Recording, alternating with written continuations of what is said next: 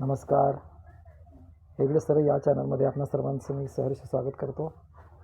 आज आपण मराठी सुलभ भारती इयत्ता 8वी या पुस्तकातील पहिली कविता आम्ही चालवू हा पुढे वारसा या कवितेबद्दल माहिती पाहणार आहोत.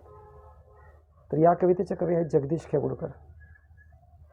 आम्ही चालवू हा पुढे वारसा या कवितेचे कवी आहेत जगदीश खेगुडकर. 1932 ते 2011 पर्यंत त्यांचा कार्यकाल आपणास दिसून येतो. एक प्रसिद्ध मराठी कवी, साहित्यिक, गीतकार. मराठी चित्रपटसृष्टीसाठी त्यांनी मोठ्या प्रमाणावर गीतांचं लेखन केलेलं आहे. त्यांनी लिहिलेली गीते अत्यंत लोकप्रिय आहेत. त्यांनी सुमारे 325 मराठी चित्रपटासाठी गीतं लिहिलेली आहेत. त्यांनी 25 पटकथा व संवाद, 50 लघुकथा, 5 नाटके, दूरदर्शन मालिका, टेलिफिल्म्स यासाठी लेखन केलेले आहे. गदिमा पुरस्कार, साहित्य सम्राट पुरस्कार, व्ही शांताराम स्मृती पुरस्कार, जीवन गौरव पुरस्कार यासारख्या 60हून अधिक पुरस्कारांनी त्यांना सन्मानित करण्यात आलेले आहे. गुरुच्या ठिकाणी एक महत्त्वाचा गुण असतो, तो म्हणजे दुसऱ्यांना काहीतरी देत जाणं आणि त्यांची जी शिकवण आहे ती आपण पुढे चालू ठेवणं म्हणजेच तो वारसा जपणं.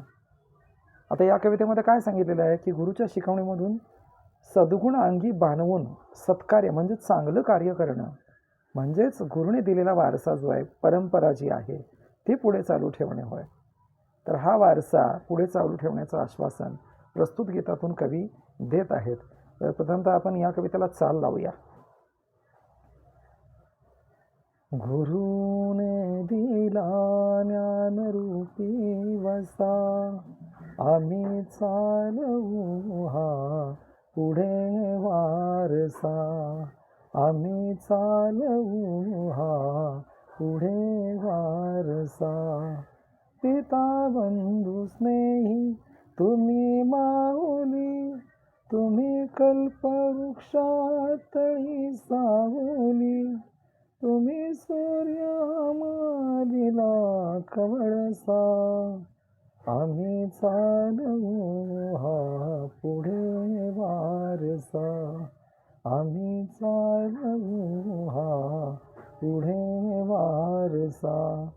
जिथे काल अंकुर बीजातले, तिथे आज वेलीवरी फुले. फलद्रूप हा वृक्ष व्हावा तसा. आम्ही चालवू हा पुढे वारसा. आम्ही चालवू हा पुढे वारसा. शिकू धीरता, शूरता, वीरता, धरू थोर विद्ये सवे नम्रता. मनी ध्यास हा एक लावो असा. आम्ही चालवू हा पुढे वारसा. आम्ही चालवू हा पुढे वारसा. जरी दुष्ट कोणी करू शासन, गुणी सज्जनांचे करू पालन. मनी मानसी हाच आहे ठसा. आम्ही चालवू हा पुढे वारसा. आम्ही चालवू हा पुढे वारसा. तुझी त्याग सेवा फळाही अशी, तुझी कीर्ती राहील नाही दिशी. अगा पुण्यवंत भल्या मानसा.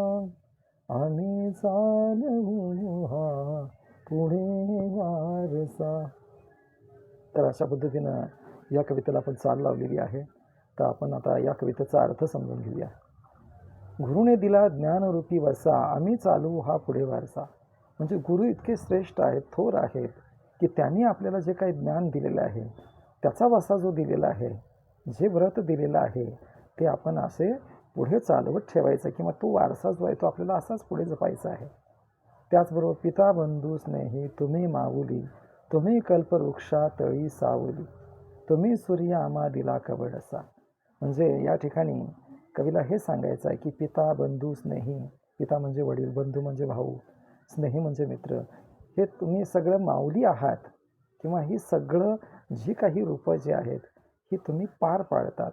आणि त्याचबरोबर तुम्ही आम्हाला कल्पवृक्षातळी सावली, म्हणजे कल्पवृक्ष जो असतो अर्थात म्हणजे इच्छित फळ देणारा असा जो वृक्ष असतो त्याची सावली जणू तुम्ही आम्हाला आहे किंवा त्याप्रमाणे तुम्ही आहात. आणि त्याचबरोबर तुम्ही सूर्य दिला असून तुम्ही सूर्य आम्हा दिला कवळासा, म्हणजे तुम्ही आम्हाला सूर्याचा प्रकाश दिला, दाखवला किंवा ज्ञानाचा प्रकाश दिलात, अशा पद्धतीनेही आपल्याला सांगता येईल. जिथे काल अंकुर बीजातले तिथे आज वेलीवर ही फुले, फलद्रूप हा वृक्ष भावा तसा. म्हणजे काल अगदी अंकुर होते, पण आज त्याच वेलीवरती ही फुलं निर्माण झाली आहेत, अर्थात विद्यार्थी घडलेले आहेत. आणि त्याचा म्हणून की ज्ञानाचा एक मोठा वृक्ष जो आहे फलद्रूप झालेला आहे, म्हणजेच फळास आलेला आहे, पूर्ण झालेला आहे, असं आपल्याला सांगता येईल. त्याचबरोबर शिकू धीरता, शूरता, वीरता, धरू थोर विद्येसवे नम्रता, म्हणे ध्यास हा एक लागू असा. म्हणजे या ठिकाणी आपल्याला धैर्यपणा शिकायचा आहे, शूरपणा शिकायचा आहे, वीरता शिकायची आहे, म्हणजेच पराक्रमाचा गुण शिकायचा आहे.